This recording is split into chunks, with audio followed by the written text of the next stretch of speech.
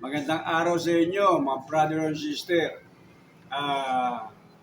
Dahil sa request nyo sa ilan sa inyo, eto na po, mag-vlog na po ako.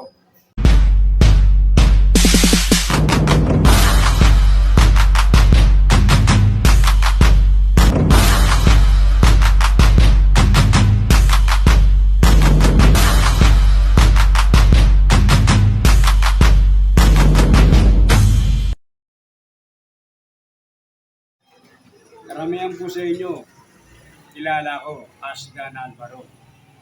Screening ko po yun. Ang tunay ko pong pangalan, Rolando Galuga.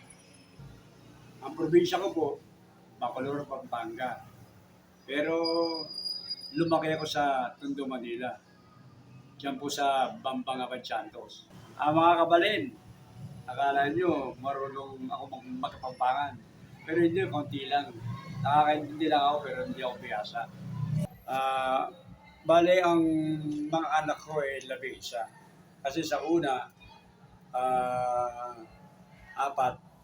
Sa pangalawa, 3. Sa pangatlo, 2. Tapos sa uli, bali 2 rin kasi yung isa, buntis pa lang. Pero yung isa nakalabas na, lalaki. Kaya yun, bali ang anak ko lahat, magiging 10. Kasi may namatayan akong anak, 2 yung anak ko namatay, yung lalaki, saka yung babae. Kaya bali, na lang sila, 10 na lang sila. Alam niyo naman si Dan Alvaro nung araw talagang sanay din ako sa hirap Bata pa lang ako, naghahanap buhay na ako. Nagpuputi na ako, nagtitinda ako ng dyaryo.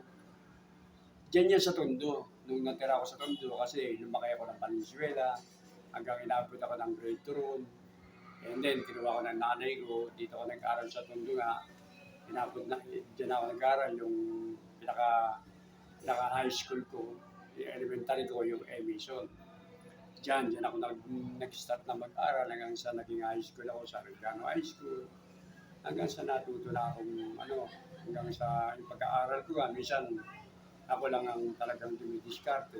Nung nasa high school ako, siyempre naghahanap buhay ako sa Avenida, palakad-lakad ako dyan, nagtitinda ako ng paper bag, nagtitinda ako ng dyaryo, nagbubuti ako, gano'n. Yun ang buhay ni Danan. Pero bago ako maging isang stuntman at nakilala bilang artista, nagtsaga rin ako sa pag-artista ko dahil nagsimula ako bilang stuntman. Bago ako nakilala. Kaya malaking hirap din ang dinadanas ko.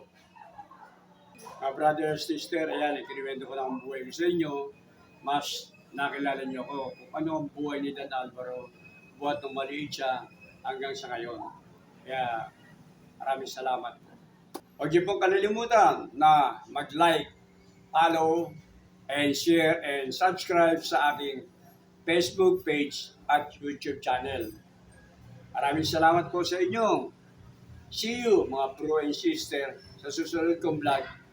God bless po at ingat po kayo lagi.